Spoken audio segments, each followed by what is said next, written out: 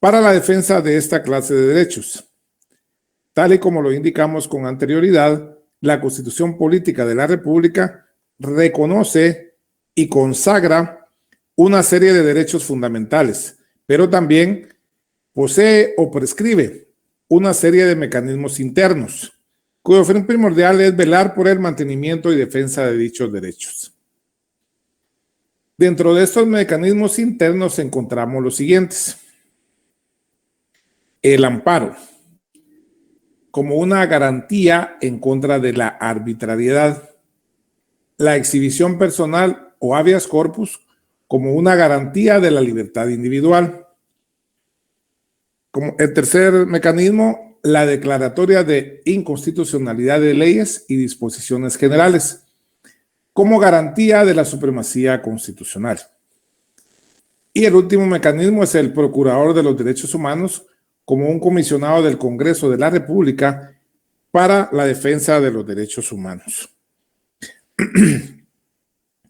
En ese sentido, podemos indicar que la exhibición personal, el amparo es una garantía en contra de la arbitrariedad. ¿Qué quiere decir ello? Que el amparo es la garantía constitucional mediante la cual las personas pueden proteger sus derechos reconocidos por la Constitución y las leyes, salvo su libertad e integridad personales, pues esta las protege la exhibición personal, tanto en forma preventiva ante la amenaza de violaciones a los derechos, como en forma reparadora cuando la violación hubiere ocurrido. En ese sentido, podemos indicar que el amparo es una garantía constitucional en contra de la arbitrariedad. Por ello, no hay ámbito que no sea susceptible del amparo, establece la Constitución Política. Y también la Ley de Amparo, Exhibición Personal y de Constitucionalidad, el Decreto 1-86 de la Asamblea Nacional Constituyente. Por ello es que en la mayoría de órganos jurisdiccionales lo que más se presenta son acciones de amparo, puesto que muchas veces ya es la última ratio, la última defensa que tienen las personas para defender sus derechos. Ya han agotado todo. Dentro de los requisitos que se exige para plantear la acción de amparo es que se haya agotado la definitividad. ¿Qué quiere decir esto? Que ya no sea susceptible de ningún recurso, de ningún medio de impugnación. Porque si no se ha agotado esa definitividad, se nos podría rechazar esa acción de amparo. Se podría rechazar esa acción de amparo puesto que no se ha agotado la definitividad, es decir, los recursos ordinarios y extraordinarios que las leyes nos otorgan. Pero también puede haber una situación que no sea necesario agotar esa definitividad, pero pueden haber otras situaciones. Por ejemplo, cuando es de forma preventiva, lo que estamos haciendo ahí es que se plantee el amparo para prevenir que se nos vaya a perjudicar en un derecho. Entonces se dicta el amparo a prevención para que la autoridad contra quien lo interpongamos pues no dicte la resolución, o bien si la dictó, la deje en suspenso. Esa sería en forma preventiva. Así también ante la amenaza de violaciones a los derechos. Por ejemplo, hay una persona que ha sido procesada por la comisión de un delito y digamos que planteó algo ante la Corte Interamericana de Derechos Humanos en el caso de la sentencia de pena de muerte. Entonces, plantea amparo a efecto de que se espere a ver si la Corte Interamericana dicta alguna resolución que le proteja. Porque si no fuera así, cuando ya la Corte Interamericana dicte su fallo, ya sería tarde, ¿verdad? Porque la persona ya había sido privada de su derecho más importante, que es el derecho a la vida. En tal virtud, se debe plantear para ello. Luego también, en forma reparadora, cuando la violación hubiera ocurrido. A veces también sucede que planteamos algún recurso de carácter administrativo, pero resulta que la autoridad ante quien lo planteamos no resuelve. Recordémonos que conforme al artículo 28 de la Constitución, lo que es el derecho de petición, la autoridad administrativa tiene que resolver dentro del plazo de 30 días. Y si no lo hace, pues se da lo que se conoce como silencio administrativo negativo. Es decir, que se tiene por resuelto desfavorablemente, a efecto de que vayamos a la vía contencioso administrativa. Pero digamos que en este caso, lo que estamos pidiendo es que nos resuelvan. Entonces vamos a plantear el amparo única y exclusivamente para obligar a la parte, a la autoridad que no ha resuelto, para que resuelva el recurso administrativo que le planteamos, que resuelva, ya sea favorable o desfavorablemente, pero que nos resuelva. Eso, en ese sentido, ha dictado jurisprudencia o doctrina legal la Corte de Constitucionalidad. El plazo para interponer el amparo es de 30 días. Y como todos los días y horas son hábiles para el amparo, pues tendrá que plantearse dentro de cualquier día inhábil, inclusive, porque todos los días y horas son hábiles. Es decir, si el mes, es decir, hoy es 1, digamos, de noviembre y tenemos 30 días, podemos plantearlo hasta el día 30 de noviembre. Entonces, en tanto que en materia electoral, como ustedes saben, el otro año pues vamos a tener elecciones.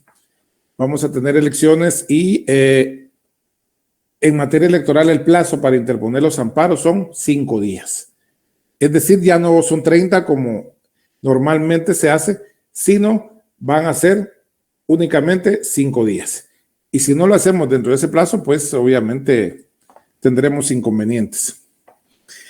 Mediante el amparo se persigue que las actuaciones y resoluciones de los funcionarios y empleados públicos de cualquier ámbito se enmarquen en el principio de legalidad. Es decir, que dicten sus resoluciones conforme a la ley en el ejercicio de la función pública, sin causar agravios a las personas, es decir, sin provocar un daño o perjuicio ilegítimo o ilegal a un particular. Se afirma que el amparo es una garantía contra la arbitrariedad. Su ámbito de aplicación incluye actuaciones de personas jurídicas privadas, es decir, no solo van a ser personas jurídicas públicas, que ejerzan autoridad sobre un determinado grupo de personas. Este mecanismo preserva, restaura, según sea el caso, los derechos fundamentales de las personas, cuando estos sufren amenazas cierta e inminente de vulneración o cuando ya se ha producido el agravio. Opera únicamente cuando los procedimientos o recursos establecidos en las leyes ordinarias se han agotado y los mismos no han protegido o preservado los derechos humanos garantizados no solo en la Constitución, sino en tratados internacionales, leyes y demás disposiciones legales pertinentes. El amparo es un instituto que tiene rango constitucional, puesto que aparece contemplado en la Constitución Política de la República de Guatemala y en una ley específica, el Decreto 1-86 de la Asamblea Nacional Constituyente, Ley de Amparo, Exhibición Personal y de Constitucionalidad, siendo así que el artículo 8 de dicha ley, cuando habla del objeto del amparo, indica que el amparo protege a las personas contra las amenazas de violaciones a sus derechos o restaura el imperio de los mismos cuando la violación hubiera ocurrido. No hay ámbito que no sea susceptible del amparo y procederá siempre que los actos, resoluciones, disposiciones o leyes de autoridad lleven implícitos una amenaza, restricción o violación a los derechos que la Constitución y las leyes garantizan. Por ejemplo, en materia penal y en materia civil, las debidas leyes procesales establecen el recurso extraordinario de casación, que va a ser mediante el cual van a pedir que se revisen las actuaciones de una sala de corte de apelaciones. Pero tiene que ser por determinados motivos establecidos tanto en el Código Procesal Penal como en el Código Procesal Civil. En materia laboral no sucede ello, porque en materia laboral no está regulado en el Código de Trabajo, que tiene tanto la parte adjetiva como sustantiva, lo que se refiere a el recurso de casación, recurso extraordinario de casación. Entonces, siempre se va a acudir al amparo en materia laboral. Digamos que el juez de trabajo dicta una resolución, la sala puede confirmar, revocar o modificar. Y dependiendo la resolución de la sala, la parte que se considere afectada va a interponer la acción de amparo y va a ser competente para conocer de dicha acción de amparo la Cámara de Amparo y Antejuicios de la Corte Suprema de Justicia. En otros casos puede ser competente un juez de instancia, etcétera, o bien una misma sala de apelaciones. Sin embargo, cuando hay apelación, independientemente de qué órgano conoció el amparo, que puede ser un juzgado de primera instancia, una sala de apelaciones, la misma Cámara de Amparo y Antejuicios de la Corte Suprema, siempre que va a conocer en alzada de ese recurso de apelación, va a ser la Corte de Constitucionalidad. Sin embargo, también la Corte Suprema, el Pleno Magistrado de la Corte Suprema, también tiene competencia para conocer de determinados amparos. Y siempre va a conocer la apelación la Corte de Constitucionalidad. Ahora bien, cuando sea una resolución de la Corte Suprema de Justicia, cuando conozca de un antejuicio contra algún funcionario de los que tiene competencia, especialmente los ministros o los mismos jueces o los magistrados de sala, quien va a conocer de ese amparo en única instancia va a ser la CC. ¿Y por qué en única instancia? Porque obviamente si la Corte de Constitucionalidad es el máximo tribunal en materia constitucional, no va a haber alguien arriba que va a conocer algo contra lo que ellos hayan resuelto. Ellos son, como les digo, que conocen de apelación de cualquier amparo y van a conocer en única instancia cuando los amparos sean en contra de la Corte Suprema de Justicia. Luego tenemos la exhibición personal o habeas corpus. Esta constituye un mecanismo de protección constitucional o instrumento procesal de protección a la libertad, seguridad e integridad individuales, garantizando la libertad a quien se encuentre ilegalmente preso, detenido o cohibido de cualquier modo en el goce de su libertad individual, amenazado de la pérdida de ella o sufriere vejámenes, aun y cuando su prisión o detención fuere fundada en ley. ¿Qué quiere decir ello? ¿Se recuerdan cuando hablábamos de aquellos instrumentos ingleses en materia de derechos humanos? Fueron los que reconocieron inicialmente el habeas corpus o exhibición personal. Pues en nuestro ordenamiento legal aparece regulado en la Constitución y aparece desarrollado en el decreto 186 de la Asamblea Nacional Constituyente, la Ley de Amparo, Exhibición Personal y Constitucionalidad. Y como estamos hablando del Sistema Nacional de Protección de Derechos Humanos, la exhibición personal va a ser un mecanismo de protección constitucional o protección o instrumento procesal de protección a la libertad. ¿Qué quiere decir esto?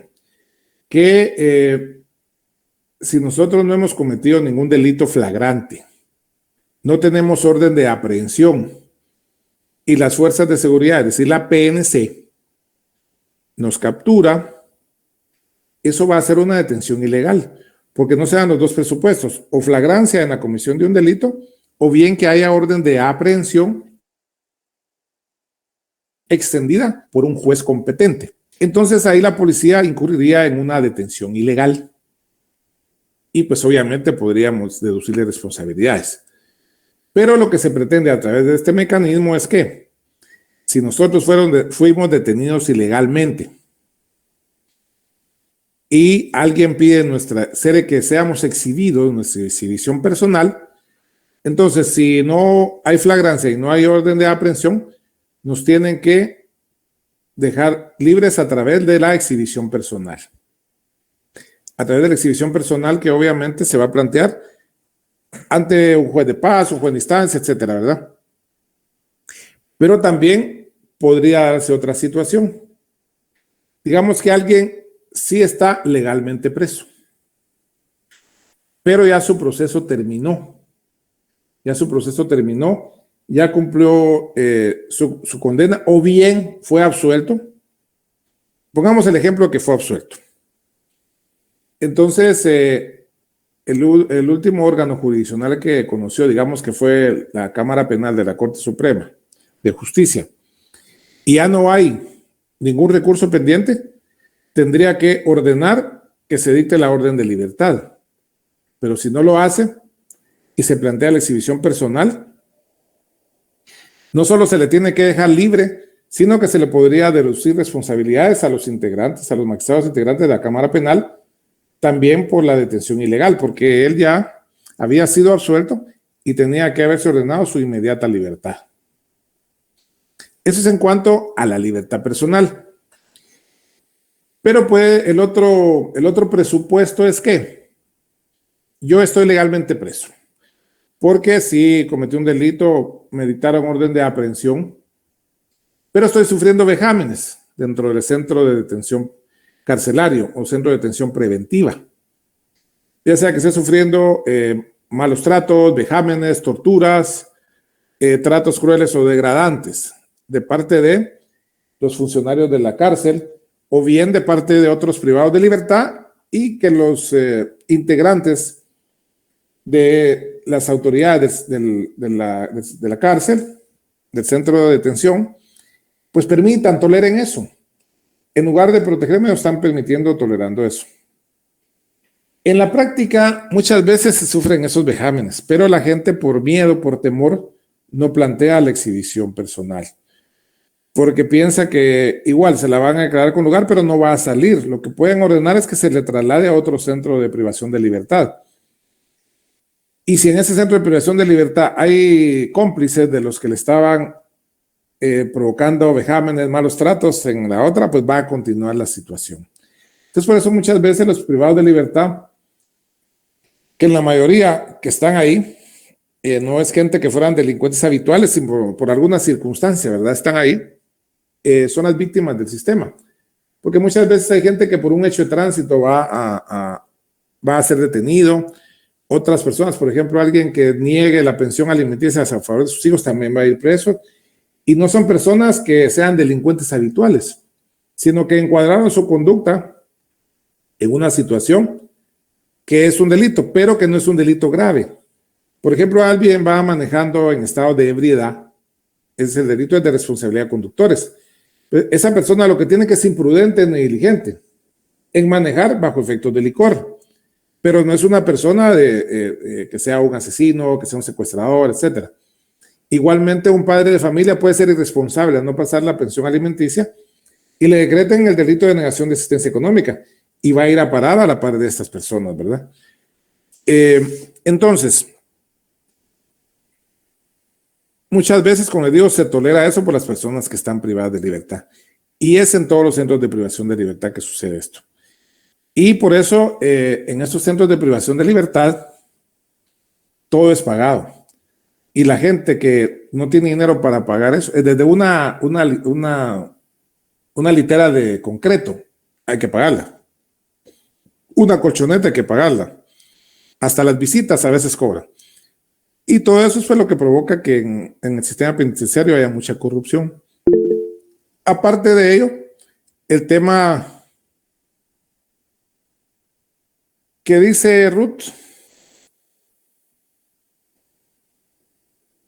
Bueno, continuamos.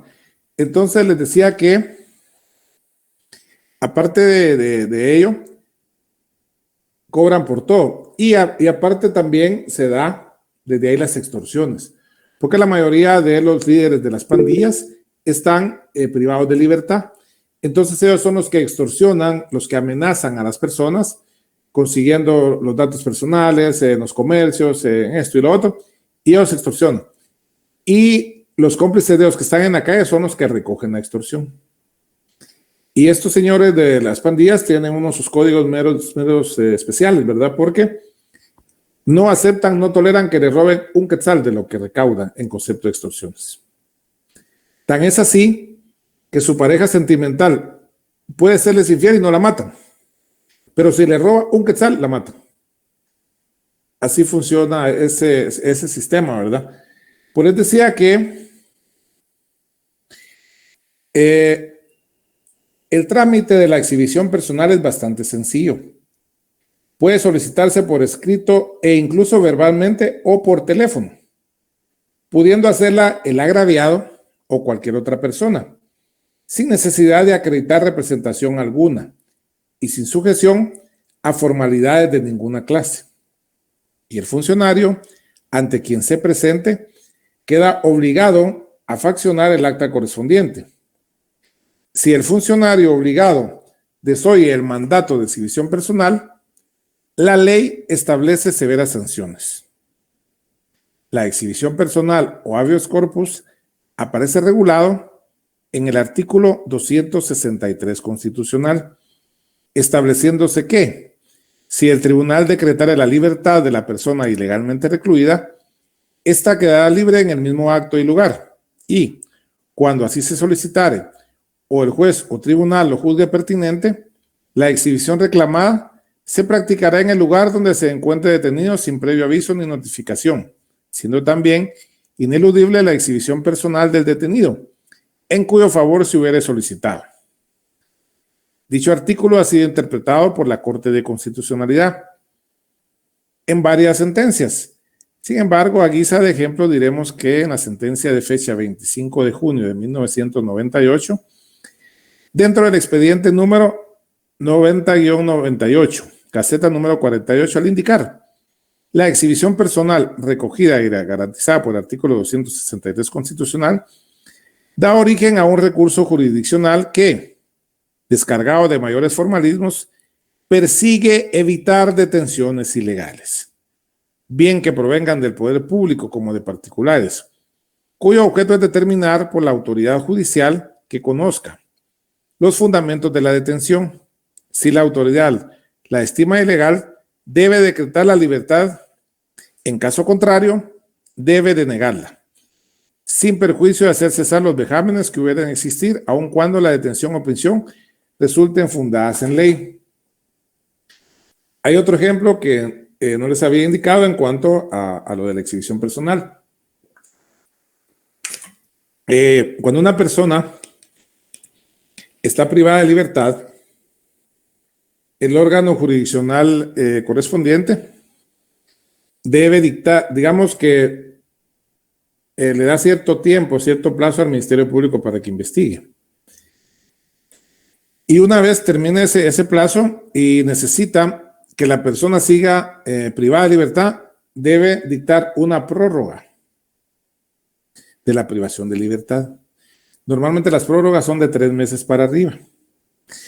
Y si en ese ínterin se vence esa prórroga sin que el órgano jurisdiccional haya prorrogado la misma, también puede haber una detención ilegal, porque la prórroga ya pasó, ya transcurrió y no la prorrogaron nuevamente. Luego tenemos la inconstitucionalidad de normas o leyes. Este es otro mecanismo, otra de las instituciones de dicho mecanismo.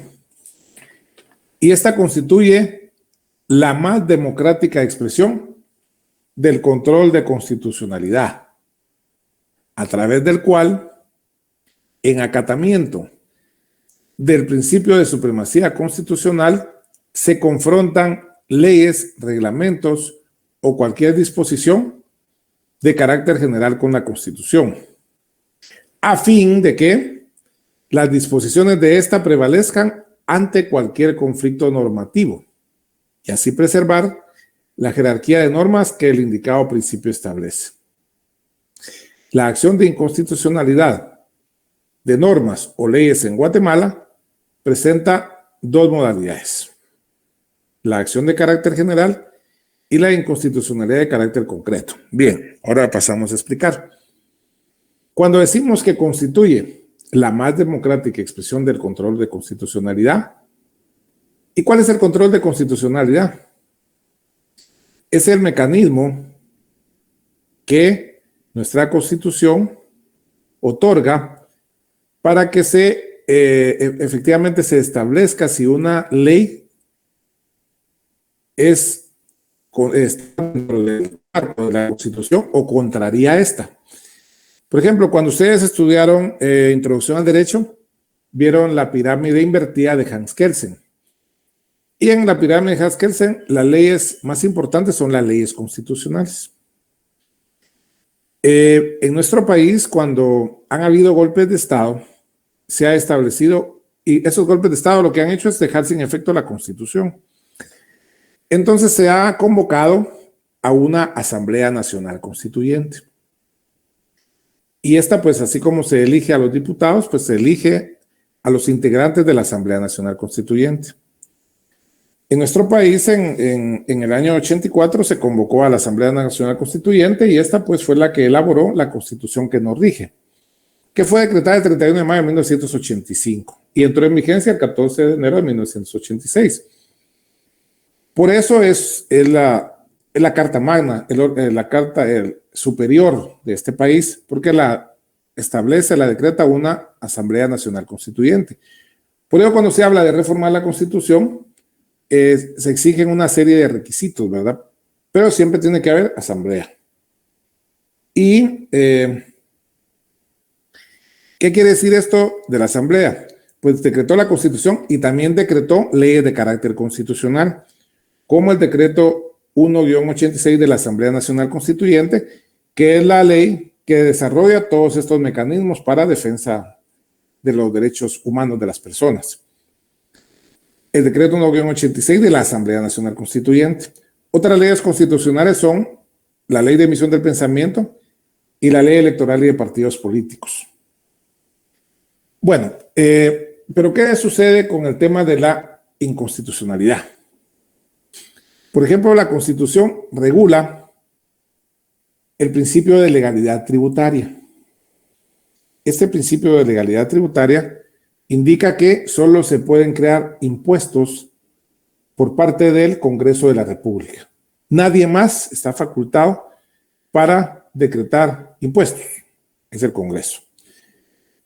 Pues resulta que, aun y cuando el Congreso es el que dicta por el principio de la legalidad tributaria, los tributos, muchas veces cuando el Congreso emite leyes de carácter tributario, las mismas están llenas de errores. Errores que se traducen en inconstitucionalidades. Por ejemplo, a veces ya hay un tributo, ya hay un impuesto que el hecho generador es tal cosa. Pero el Congreso dice, bueno, el hecho generador de este nuevo impuesto es tal cosa, es el mismo hecho generador. Entonces ahí habría inconstitucionalidad de carácter general porque nos va a afectar a todos. Nos va a afectar a todos porque se estaría violando el principio de legalidad tributaria. Y así, cualquier ley de carácter general que adolezca o tenga inconstitucionalidades, pues va a ser que vamos a plantear esa acción de inconstitucionalidad ante la Corte de Constitucionalidad a efecto de que ésta expulse del ordenamiento legal esas normas que son de carácter inconstitucional. Pero también existe la inconstitucionalidad de carácter concreto. Y esta, cuando decimos carácter concreto, es cuando solo afecta a una persona o a un grupo de personas, pero no a la colectividad. Por ejemplo, alguien que esté siendo procesado, que esté siendo juzgado en materia penal, él podría plantear una inconstitucionalidad de carácter concreto en contra de un artículo del Código Penal, en contra de un artículo del Código Procesal Penal, a efecto de que determinar que eso es inconstitucionalidad porque le viola sus derechos de alguna manera. Pero esa norma es de carácter concreto porque esa inconstitucionalidad solo le va a favorecer a él, solo a esa persona. Y esa norma va a seguir vigente, no va a ser expulsada del tratamiento, a diferencia de la de carácter general, que sí tiene que ser expulsada. En este caso no. En este caso le beneficia a él. O alguien la plantea por una cuestión civil y solo le va a beneficiar a él si se le aclara con lugar. Por ejemplo, ahorita de todos he sabido que hay un conflicto en el deporte de este país, específicamente el Comité Olímpico. El Comité Olímpico pues se rige por las reglas del Comité Olímpico Internacional, pero también hay organismos locales que tienen que ver con ello. Por ejemplo, dentro de la estructura del Comité Olímpico existe el Tribunal Electoral de Deporte Federado, que es un símil del Tribunal Supremo Electoral, pero este solo va a regular elecciones de carácter deportivo, que esas obviamente a la gente que no esté metida en el deporte no le perjudica, no le afecta. Existe el Tribunal Electoral de Deporte Federado, pues se dieron unas elecciones y este tribunal dirigió las mismas. Sin embargo, había uno de los aspirantes, de los candidatos a dirigir el Comité Olímpico, que ya viene, hace como 3 periodos, viene siendo el presidente. Pero resulta que no le dieron el finiquito de la Contraloría de Cuentas. Entonces, sin el finiquito, no podía participar. Entonces, al no poder participar, perdió la elección por no poderse inscribir. Y entonces lo que hicieron fue que como Comité Olímpico dejaron sin efecto las funciones del Tribunal Electoral del Deporte Federal y crean un reglamento de elecciones. Entonces, en contra de ese reglamento de elecciones, plantean una inconstitucionalidad en relación a ese reglamento. Y la Corte de Constitucionalidad lo declara con lugar, y entonces, al dejarse en efecto ese reglamento, ellos habían ganado la elección, pero obviamente si el reglamento se declara inconstitucional, lo que vino después, o sea, la elección, se tenía que anular. Y ahí anda esa acción de inconstitucionalidad, andan unos amparos en unas salas contenciosas, pero al final el efecto es que el Comité Olímpico Internacional suspendió a nuestro país en cuanto a la participación internacional, ¿verdad?, de sus atletas. Pues esas son la acción de inconstitucionalidad cuando hay normas o leyes, ya sea de carácter general o en un caso concreto, que pueden ser objeto de revisión por parte de esta acción, y si fuera de carácter general, se expulsará del ordenamiento legal, y si fuera de carácter concreto, no se le aplicará a la persona a cuyo favor se interpuso. Luego viene el Procurador de los Derechos Humanos. El Procurador de los Derechos Humanos este año fue electo por el Congreso. Se dio todo el proceso porque se venció el plazo del anterior y pues fue electo el que está ahorita, que creo que va como 2 o 3 meses. Y el Procurador de Derechos Humanos es un órgano de control de la regularidad jurídica de la organización estatal. Y debido a las funciones que desarrolla, hay quienes afirman que es una figura un tanto romántica, entre un Robin Hood y un jefe de relaciones públicas, que lucha tanto contra su propio gobierno como contra las multinacionales. Es conocido en diferentes legislaciones con diferentes denominaciones. En España se le conoce como defensor del pueblo, en países nórdicos como el ombudsman, en Francia como el mediador, en Portugal el proveedor de justicia, en el Reino Unido el comisionado del Parlamento y en Italia como defensores cívicos. Es importante indicar que Guatemala fue el primer país latinoamericano en establecer la figura del Procurador de los Derechos Humanos en la Constitución de 1985, junto con la Comisión de Derechos Humanos del Congreso de la República, al ser un comisionado del Congreso para la defensa de los derechos humanos.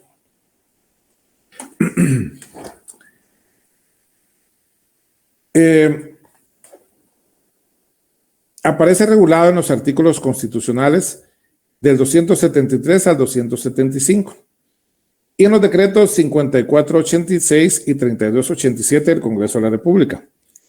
Tiene facultades de supervisor de la administración pública. Ejerce su cargo por un periodo de 5 años y debe rendir un informe anual al Pleno del Congreso, con quien se relaciona a través de la Comisión de Derechos Humanos de dicho organismo.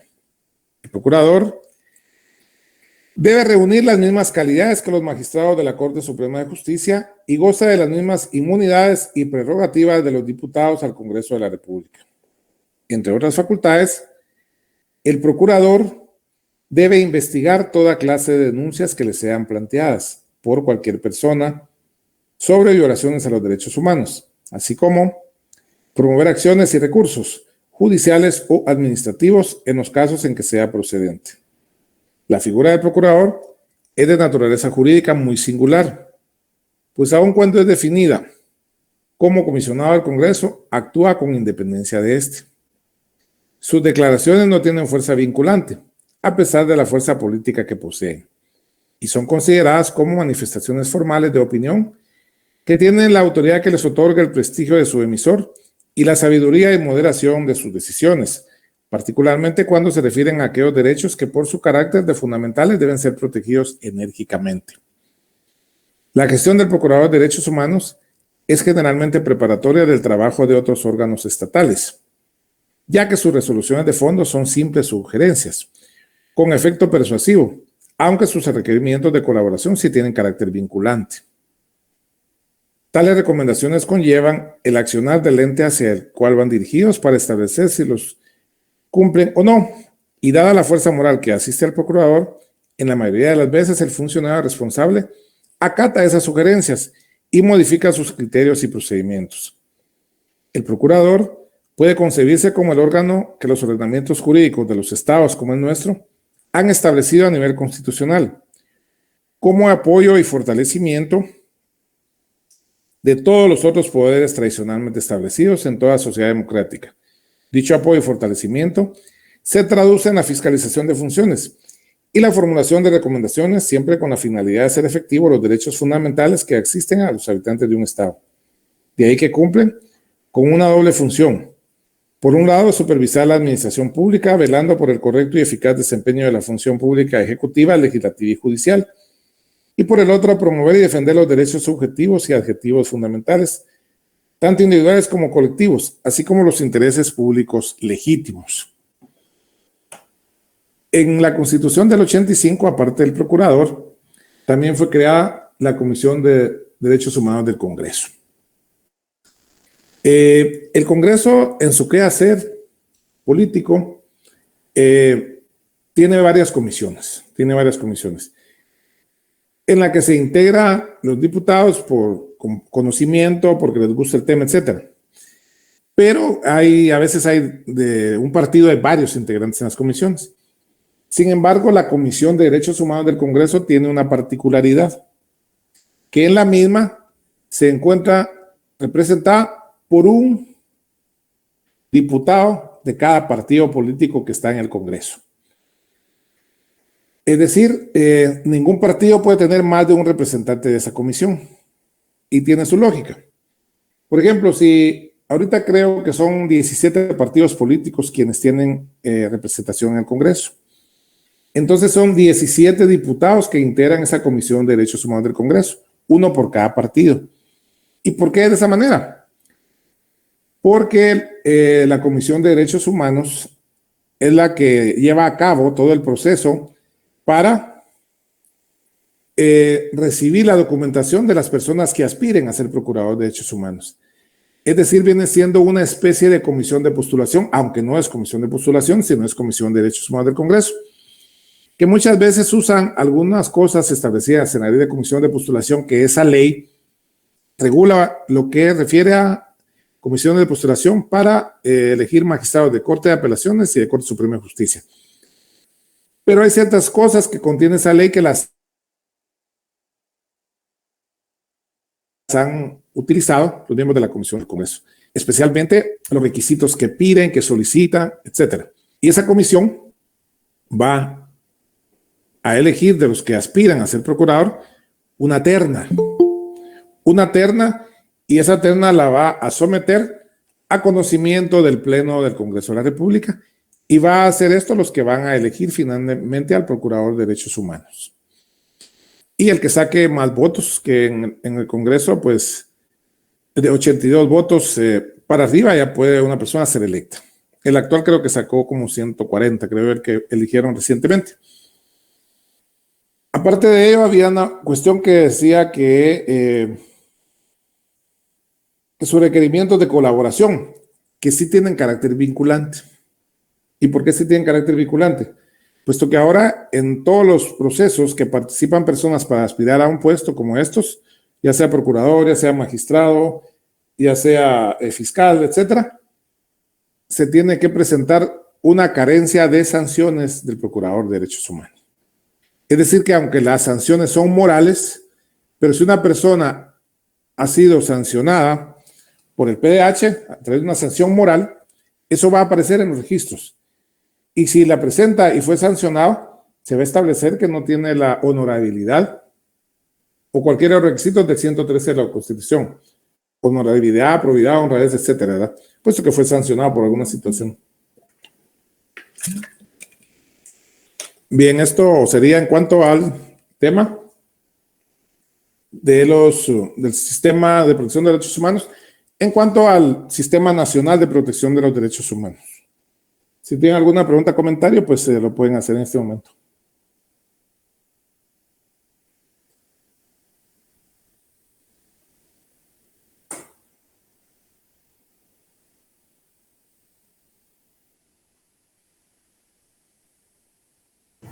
Todo claro, gracias, licenciado.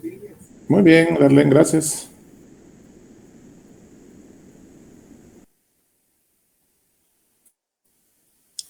Miren, les quería comentar dos situaciones. Como les comenté la otra vez, participamos como parte de la Comisión del Estado en cuanto a la revisión que hizo el Comité de Derechos Económicos, Sociales y Culturales de la Organización de las Naciones Unidas. Y ya la semana pasada mandaron el informe porque formularon ahí en Naciones Unidas, en Ginebra, una serie de interrogantes sobre cuestiones en cuanto a esos derechos de parte del Estado de Guatemala.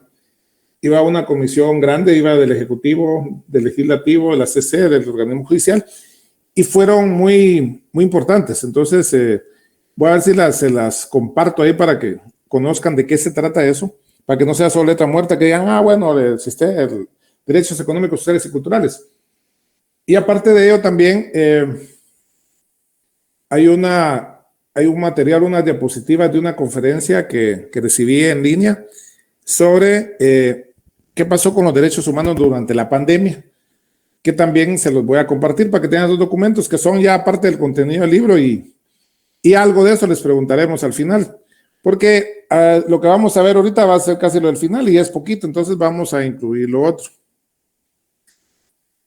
Para compartirles y que no sea solo letra muerta esto, sino que vean ustedes cómo funciona el rollo allá en la práctica, ¿verdad?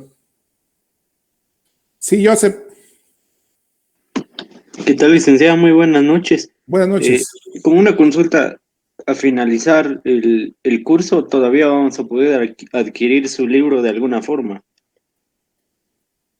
Fíjese que tal vez sería el otro año porque no lo hemos metido a la imprenta por razón del tiempo que hemos estado un poquito atareados este semestre. Pero sí se lo podríamos pedir a usted para Sí, que sí, sea seguro tener una copia. exacto, sí, en el futuro y vamos a ver si incluimos algo de las últimas experiencias que hemos tenido. Ah, muy bien, muchas gracias, licenciado. Muy bien, entonces que descansen y platicamos el viernes. Feliz noche, Gracias, licenciado. Feliz noche, licenciado. Feliz noche. Noches. Buenas Feliz noches. noche. Buenas noches. Dale, feliz noche. Noches.